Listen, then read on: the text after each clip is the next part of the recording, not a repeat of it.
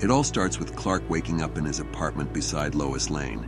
In this universe, he is married to Lois Lane. Lois wakes up too and asks if Clark has made up his mind about Smallville. She is pregnant, and they are thinking about moving from Metropolis. Clark, in response, gives her a big smile. Clark gets up from the bed, looking both excited and caring. He murmurs to himself that everything needs to be checked thoroughly and decides to contact Star Labs, trusting the people there to keep things discreet. He feels there shouldn't be any danger in the first trimester, but refuses to leave anything to chance. In his mind, he also starts thinking about the need for a bigger place. Lois keeps calling Clark, but he is lost in his own thoughts about having a baby, about being a good father, and about taking care of Lois. In his mind, he thinks about the possibility of moving away from Metropolis to Smallville, believing it would be a safer and more private place to raise a child with powers, even though he still prefers Metropolis High. But Lois has had enough of him going on and on. She picks up a book and throws it at Clark. It hits him in the head, and he comes to his senses. He looks at Lois like, "Hey, did you just throw that book at me?" And Lois thinks he is so invulnerable, she should keep throwing hard things at him sometimes, or maybe enough times. Lois then comes close to Clark, puts her hands around his neck and tells him to be calm, not to put too much pressure on his brain, and to just enjoy this pregnancy moment. As they are deep in their happy moment, Lois's phone rings. It's from the Daily Planet where she works. They got a tip about Councilman Ives taking a payoff at the docks tonight. Clark suddenly wants to go with Lois, as you know, to take care of her. But Lois interrupts him with a cheeky one, saying maybe Clark is too overprotective after hearing the news about the baby, like he only cares about the baby. Lois changes her clothes and gets ready, telling Clark she is not going to stay on the bed or couch for 9 months, getting fat while he works and fights death rays. She tells Clark he should not worry too much about her, because Jimmy Olsen will be with her every time, so there is not much to worry about. But Clark somehow doesn't look comfortable this time. They both share a smooch, and Lois takes off, saying, "Go, save the world," to Clark. Meanwhile, the scene shifts to where Batman is beating up bad guys somewhere in Metropolis. Superman busts in and is a little surprised by Batman's presence here. Batman tells him he is going to Star Labs because something sensitive was taken away. Without wasting time, Superman thinks Batman could have called. He then flies off, telling Batman to meet him at the rooftop after he finishes beating up the goons. Later, on a rooftop, Superman tells Batman he has some news for him. Before Superman reveals it, Batman just cracks in and says he knows Lois is pregnant. Superman is surprised, wondering how the hell Batman knows about this. Batman explains that Superman is looking stressed, sweating, his pupils are dilated, his left hand is shaking, and usually it's not like that. Also, Superman is grinning like an idiot, so it all makes sense to Batman. That's why he guessed it. Meanwhile, at the docks, Lois and Jimmy Olsen are waiting for the corrupt councilman to show up. It's too dark out there, and Jimmy thinks maybe the councilman won't show up tonight, but Lois thinks they should wait for 10 more minutes. As they talk, Lois hears someone coming, so she stops Jimmy and tells him to get his camera ready to shoot. It's not the councilman. It's someone strangely dressed in a long coat and long hat. Jimmy takes out his camera to take a photo, but sees a gun barrel straight at his camera's view. Back to the rooftop, Superman shares that he and Lois want Batman to be the Godfather. Batman gives a surprising look, to which Superman smiles and adds, "Hey, look at that! The world's greatest detective is surprised." With that, Superman shares that he heard the heartbeat and is so happy while sharing this with Batman. They both look down at the city, and Batman finally gives a smile, as he is happy for Clark and Lois too.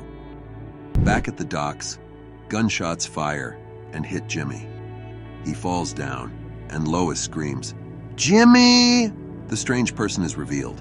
He is none other than the Joker. Yeah, he is here to mess up another good thing, as he just laughs and cracks, "Hey, I got some Jimmy on my shoe." With that laugh, he throws off his hat. He is not alone. Behind him is Harley Quinn, and they both start laughing while greeting Lois. In the morning, Superman gets the news. He rushes off to the docks, very scared, and sees Jimmy's dead body there. Beside his body is a Joker card left there so Joker can get some notice. Meanwhile at Star Labs, Batman is investigating the theft of a supply of kryptonite the scientists were working on. Batman asks the scientist if anything other than that was stolen too, but the scientist tells him it's just that in a small amount, so that's why he didn't contact Superman. Batman murmurs that kryptonite is now in the hands of some monsters out there, so he wants a list of every person who had knowledge about kryptonite's existence. Just as he is briefing the scientist that no one leaves the place until he completes his investigation, his words get interrupted as Superman bursts into Star Labs. Superman doesn't care who Batman is with. Instead, he starts telling him that he can't see Lois anywhere, while Batman tries to calm him down. Superman then shows the Joker card to Batman and tells him that the Joker might have taken Lois. He puts a hand on Batman's shoulder and urges him to please help him in finding Lois. Batman quickly alerts all the Justice League members to leave all the work they are doing and just focus on this missing person case. Green Arrow reacts to that, like Batman just wants the whole Justice League on one missing person case, and Batman just nods. Yeah, absolutely. Batman also tells the Justice League they believe it was the Joker's doing, upon which Cyborg asks who this woman is. Batman says she is one of us and her name is Lois Lane. Wonder Woman, who is flying, is surprised to hear that as Batman orders her to go to the Metropolis docks and see if she finds anything related to the Joker or Lois Lane, because they were both last seen there. Wonder Woman agrees and quickly goes. Batman then asks Flash, who is currently resting on his couch. As soon as he hears his name from Batman, he quickly rushes to Metropolis and asks Batman what he needs.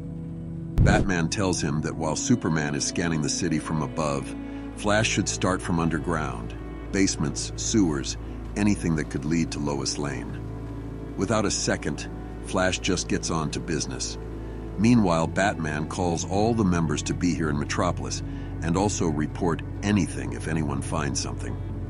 Just as he is briefing over the call, Flash comes back with news and, without delay, grabs Batman and rushes towards somewhere he thinks Batman would like to see. Batman just reminds him to go so fast that nobody can see them. They reach Star Labs, where Batman sees the dead body of Scarecrow, murdered by Joker from Toxin. Just then, Batman receives a message from Wonder Woman, telling him that she got lucky at the docks because she found someone who saw the Joker there. That person then reveals to Batman that the Joker is not in Metropolis because he and his clown lady friend hijacked a submarine last night. As soon as Superman hears this, he flies off towards the docks and then scans deep under the sea. He finds that submarine. Superman goes into deep waters and just grabs the whole damn submarine on his shoulders, takes it to the shore, then derails the submarine's entrance with his bare hands and goes inside only to see Joker and Harley Quinn doing some type of operation on Lois Lane while she is lying unconscious on a stretcher. Superman bursts in and, in rage, he screams, "Lois, what did they do to?" Just when Superman is about to take both of them down, Joker hits Superman with fear toxin, which really slows him down a little. When Superman looks up, he sees Doomsday there screaming out his name. Superman, in no sense, just grabs Doomsday and flies off at top speed straight into the atmosphere, leaving behind Joker and Harley Quinn to escape. Joker and Harley Quinn watch Superman go to the atmosphere. Joker tells her that it's time to go, and Harley Quinn is all like, they're just going to leave. After all, it's the first submarine she ever owned. Joker then gets out of the submarine, telling Harley they will get another submarine, but Harley insists she has named this one and no one abandons something after it has a name. Joker then turns around at her with a furious face, grabs her hand and yells that the Justice League can be here any minute now, and if they know about our plan, then they will be hitting us over and over again, so it's time to say goodbye to this submarine. Harley Quinn then quips, "Goodbye, Gunter," as Joker holds her hand. They both try to leave the place, but they both get stopped by Green Lantern's giant hand, who screams, "Gunter is a terrible name for a submarine." The Justice League is already at the scene. Batman arrives with Flash's help, and Joker notices this. He laughs to himself, mocking Batman. Wait a minute. Did Flash carry you here? Ha. Putting fear in the hearts of criminals, while his bright red friend carries him through the night. Batman, without any response, goes directly into the submarine. He realizes it's the smell of Scarecrow's fear toxin, so he tells Flash to wait outside as he gets in. Batman, after a few minutes, comes back outside asking Joker about Lois Lane. Wonder Woman suggests that they should use her lasso of truth, but Batman warns her that they are not sure what would spew out of Joker's mind, but it wouldn't be truth. Joker quips that Batman can see the truth, or like he just doesn't want to look at it too hard. Batman then angrily asks Joker what he has done to Lois, upon which he replies that her heart now acts as a trigger. Batman then tells Flash to check the missile quickly on the submarine, but Joker interrupts them. Don't bother to check because the nuclear warhead is on Metropolis City, and when Lois Lane's heart stops, it will also stop every heart in Metropolis. Batman tries to connect dots why Lois Lane's heart would stop, and after a second, Batman realizes that Scarecrow's fear toxin is added with kryptonite, which could enter Superman's bloodstream through his lungs. With this realization, he tries to make communication with Superman, who is in no mood to stop down as he is seeing Doomsday, which is clearly not Doomsday, it's just hallucination. Batman keeps trying again and again to make communication with Superman, warning him that it's not Doomsday, it's Lois Lane. Just after Superman goes into space, it finally comes to his realization that it's actually Lois Lane, and he has just lost her and also his unborn child. Meanwhile, Joker interrupts Batman, asking if he knows about the pregnancy of Lois Lane. Batman just turns around and gives a devastating slap to Joker. Superman realizes, but it's too late for him and for all the lives that are at stake in Metropolis. Joker is clearly happy as Lois Lane's heart stops, the detonator is on, and boom! The nuclear warhead is activated and a brutal explosion shocks Metropolis upside down. Superman takes Lois's body back down as Batman takes Joker into Gotham Prison and demands answers. Why he did all this to Superman, as Superman is holding Lois's body, head down, kneeling. The Joker responds to Batman's question without hesitation. He says that Batman shouldn't even need a reason. He claims it's the same reason he brutally kills a puppy using a kitten, describing how the sounds of howling and meowing fade away, leaving only fur, blood, and brains scattered around. In that twisted aftermath, he explains, there's a warm, glowing feeling inside him that nothing else can match. Meanwhile, Flash and Green Lantern make themselves useful, evacuating those citizens of Metropolis who were affected by the nuclear blast. Wonder Woman then goes to Superman. She's the only one after Superman who can get into that blast zone, because with that much radiation, she and Superman can take it. Wonder Woman tries to comfort Superman as she puts her hand on Superman's shoulder. Superman then lifts his head, his eyes wet. He is in so much pain as he stutters to Wonder Woman that he is the reason everyone in Lois Lane got killed. But Wonder Woman interrupts him, tries to calm him down, telling him that it's not his doing, it's all the doings of that maniac Joker. Superman pauses for a bit, gives a forehead kiss to Lois Lane's body, and then gives the body to Wonder Woman, telling her to hold her and keep them safe. He tells Diana that he will be back soon. With that, Superman flies away, leaving the question behind in Wonder Woman's mind. Where is he going?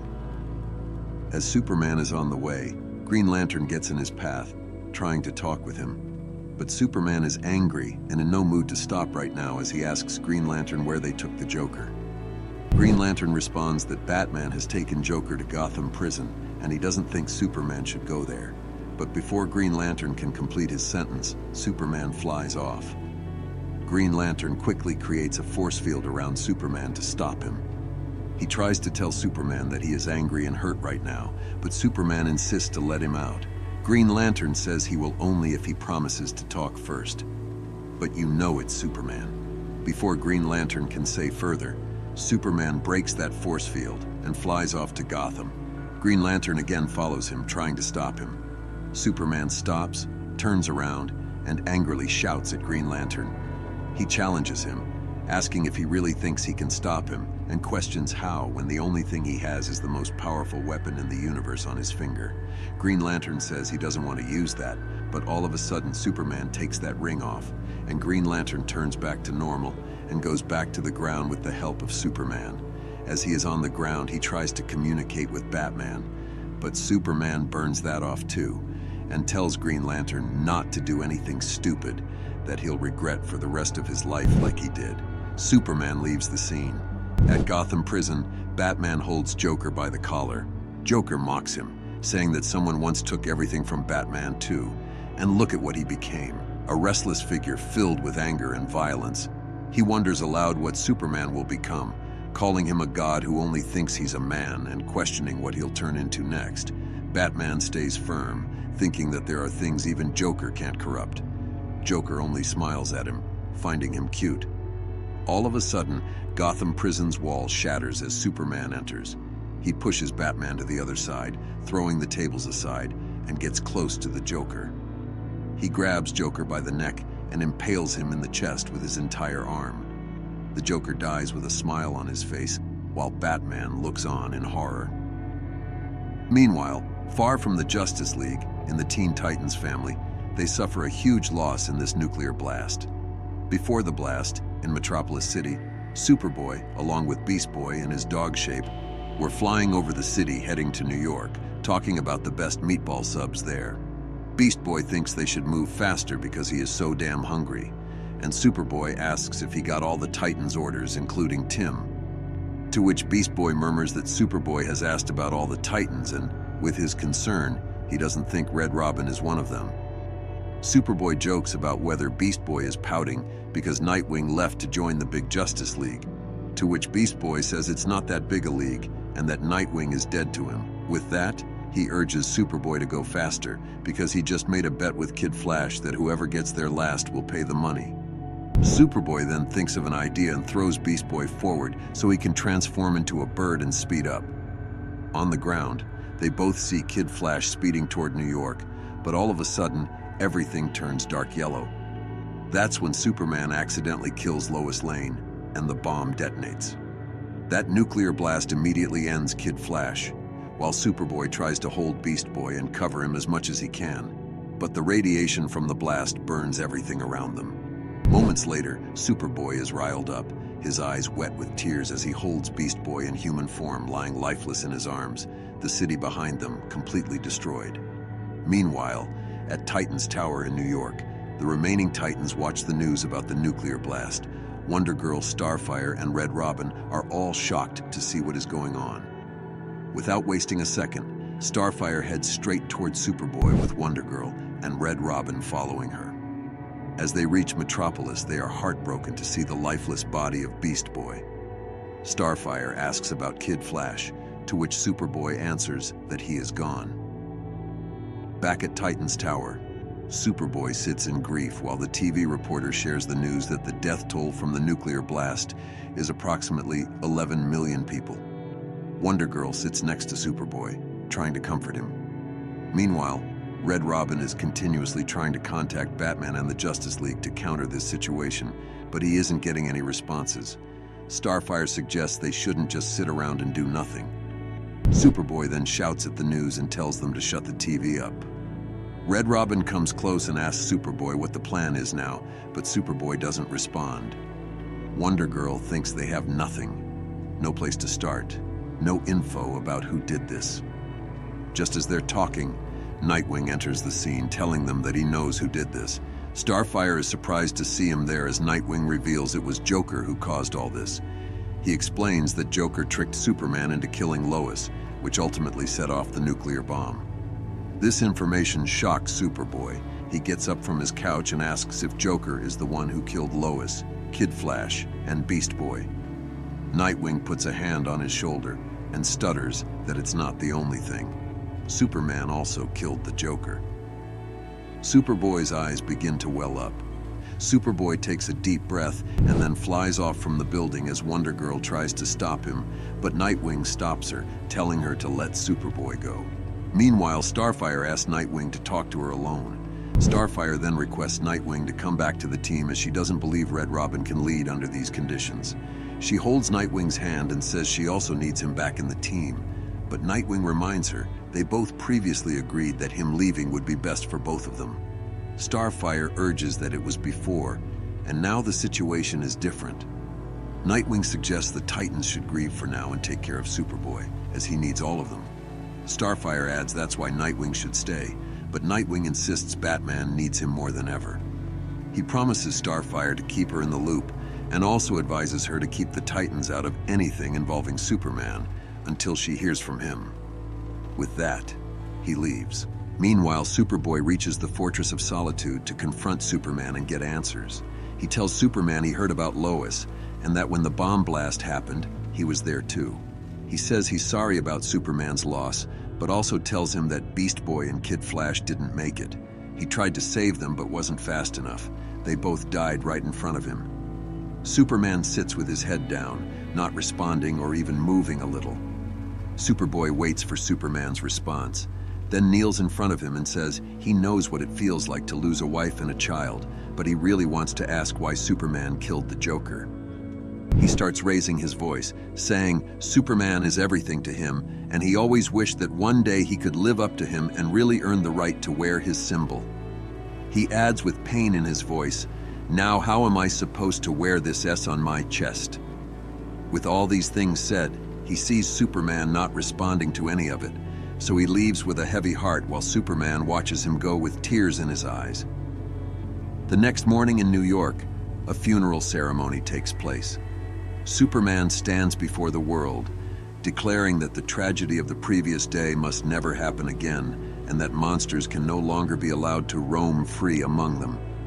As the Titans carry the wooden coffin and place it into a black hearse, he speaks firmly outside the memorial.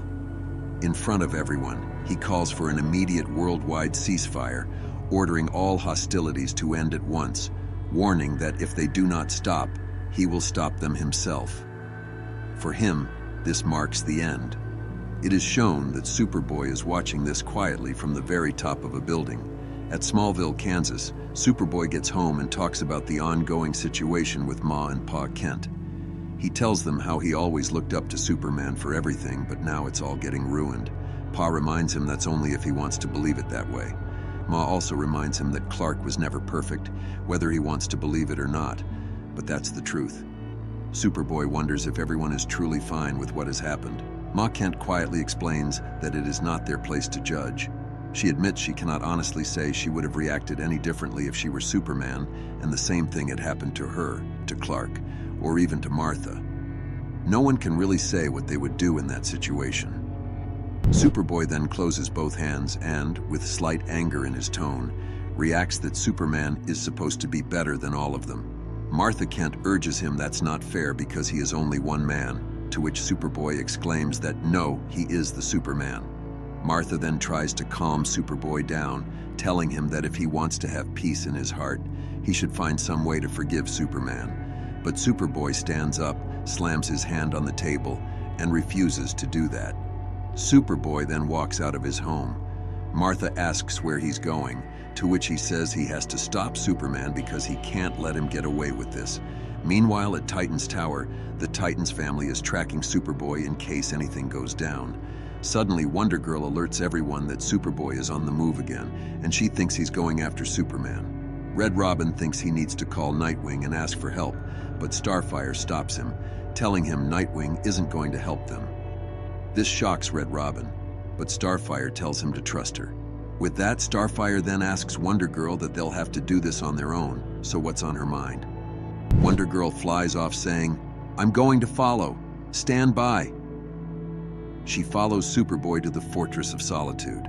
Upon reaching there, she sees Superboy creating a mess around like he's looking for something. She immediately calls out to him, reminding him that if he's looking for kryptonite, for his kind information, the Justice League purged that stuff years ago. This makes Superboy angry, as he already knows about that. Wonder Girl then asks what the hell he's looking for. Superboy reveals that he's looking for the only thing that can stop Superman. Upon Wonder Girl's asking how, he explains that he will send Superman someplace from where he can't escape. Superboy then yells at Wonder Girl to get the hell out of here before Superman comes down. But just then, Superman's voice bursts in, "Too late." Superman is there holding a Phantom Zone projector, the thing Superboy is looking for. Wonder Girl asks about that thing, to which Superman replies that Superboy wants to punish him by sending him into the Phantom Zone. Superman steps forward and faces Superboy, making it clear that he does not want to hurt him, but he will do whatever it takes to make sure there is never another Joker, not even if it means standing against Superboy. But things don't go that way as Superboy charges at Superman with full force without thinking about the result. He grabs Superman and crashes him into the wall, but soon after that, Superman gives a slight punch to Superboy, which really knocks him to the ground. Wonder Girl also tries to attack Superman in defense of Superboy, but Superman, with his super breath power, restricts her from coming toward him very easily. Superman then orders Superboy that he appreciates his efforts, but he can't win this fight. Superboy exclaims that if that's so, then Superman should kill him like he did the Joker, because he won't stop coming after him again and again. Just as Superman is about to take Superboy under control, Starfire bursts onto the scene, sending star bolts with full force at Superman, which slows him down for a little bit of time. Red Robin also comes with her. Starfire then tells Superboy that no matter what, they are together in this, and Red Robin reacts that Superboy should give the Titans a heads up next time. But Superman quickly recovers and interrupts the little talk of the Titans by throwing laser vision at Starfire and screaming that there won't be a next time because their playtime is now over. The Titans all together come at Superman as they try to hit and control him with their powers. Red Robin tells everyone to keep Superman busy and fighting while he goes to take the Phantom Zone projector, but as soon as he reaches to pick it up, he just can't lift it. Superman then reveals that the safety cap of that projector is around 100 tons. Superman has already taken down Starfire. He then grabs Wonder Girl and Superboy by their heads and smashes them together with full force, which knocks them both down. Superman then turns to Red Robin and tells him, "Bruce tells me you're a really bright kid, Tim, so I imagine you recognize just how pointless this is." Red Robin reacts that whether it's pointless or not, that wouldn't stop Bruce from coming after Superman, which Superman agrees with, but adds that the difference is that Batman always has a plan. From the back, Superboy jumps at Superman trying to land an attack, but Superman turns back and gives a mighty blow to Superboy, which really knocks him down. With that, Superboy just falls down, blood coming out of his mouth as all the Titan members look on, really concerned. Superman says sorry to Superboy. Wonder Girl, furious, asks Superman what he did to Superboy. Red Robin realizes that Superboy is bleeding badly inside. Superman quickly scans his body and explains to everyone in a serious tone that Superboy's sternum is broken. One of his ribs has pierced his heart, and he is losing blood fast. Wonder Girl pleads with Superman to take Superboy to the hospital and get him treatment, but Superman tells her that he won't make it to the hospital. Red Robin yells if he's really going to let Superboy die like this. Superman explains that the only way to save Superboy's life is by sending him into the Phantom Zone, a place that exists outside space and time. He says that once there, Superboy will turn into a psychic phantasm, and his fate will no longer be tied to his physical body. Red Robin then asks if, upon doing this, Superboy will be alive. Superman responds that he will do this under only one condition. Superman then discloses his terms. He can't risk that when he's doing important work. The Titans are working against him, which really distracts him from the job he has to do for now. So he needs all the Titan members to go along with Superboy into that Phantom Zone. Wonder Girl, without wasting a second, urges Superman to do it as they all agree to his terms. With that, Superman gets them all into the Phantom Zone through the Phantom Zone projector.